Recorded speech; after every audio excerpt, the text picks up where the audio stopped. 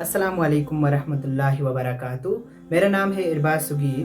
तो आज मैं उज़ैर भाई से एक बहुत ही अच्छा सवाल करने जा रहा हूँ जो हमारी यूथ के माइंड में मैक्सिमम टाइम होता है कि हम नमाज में किस तरह कंसिस्टेंट रहें। जैसा कि नमाज हमारे लिए एज अ मुस्लिम नमाज हमारे लिए बहुत ही ज़रूरी है।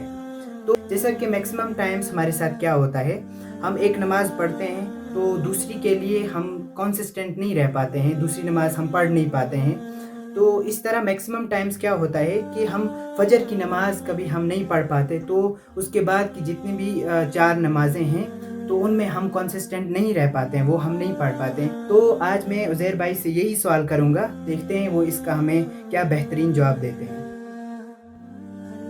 वालेकुम अस्सलाम वरहमतुल्लाहि वबरकातुहू। अस्सलामु अलैकुम वरहमतुल्लाह। तो इरबाज भाई, सबसे पहले तो मैं ये कहूँगा कि आपसे कि आपने बहुत ही बेहतरीन क्वेश्चन पूछा है, क्योंकि ये जो भी चाहता है कि मैं एज अ प्रैक्टिसिंग मुस्लिम बनूँ तो वो ये सर्च करता ही करता है और वो इस क्वेश्चन का आंसर ढूंढता ही ढूंढता है और उसको मिलता भी है, ये नहीं कि नहीं मिलता है।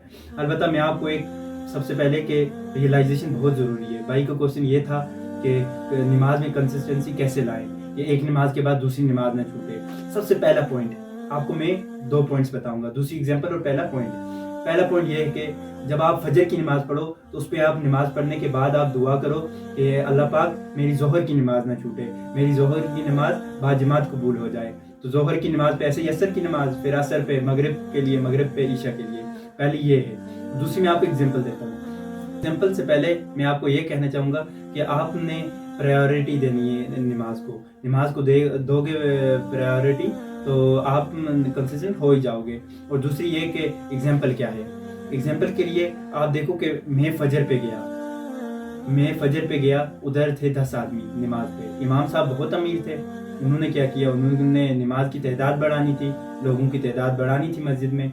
उन्होंने क्या किया कि 100 रुपये हम 10 आदमी को दे दिए। बोलने लगे जो नमाज पढ़ने आएगा उसको 100 रुपये मिलेंगे। और हम भी खुश हो गए। मैंने भी किया यार सेल्फ एक्सक्यूज एक और कि यार एक तो नमाज पढ़ी, चलो ये ठीक है कि मेरा वजू भी किया, नमाज पढ़ी और उसके बदले में मुझे 100 रुपये मिल गए एज अ रिवॉर्ड। तो मैंने क्या किया, जोहर की नमाज पे भी चला गया मैं, और साथ में 1-2 भाइयों को भी लेके चला गया। जोहर की नमाज पे देखा तो और आदमी हो गए थे, और आदमियों ने जो 10 थे 10 ने और 10 लाए थे, तो 20 हो गए थे। 20 ने क्या किया कि इमाम साहब ने 20 को क्या किया कि 100 रुपये पकड़वाए।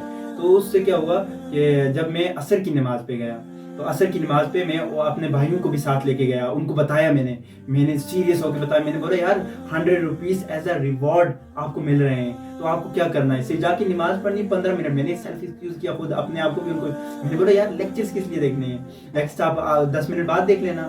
जैसे आप पॉडकास्ट देखते हो, आप नेटफ्लिक्स देख सकते हो, तो आप लेक्चर्स क्यों क्या है, आप वो भी थोड़ा आगे देख सकते हो। तो वो सब भी गए। जब देखा ईशा पे मैं पहुंचा तो मोर देन 100 लोग उधर थे, और उन 100 लोगों को 100 रुपये दिए गए।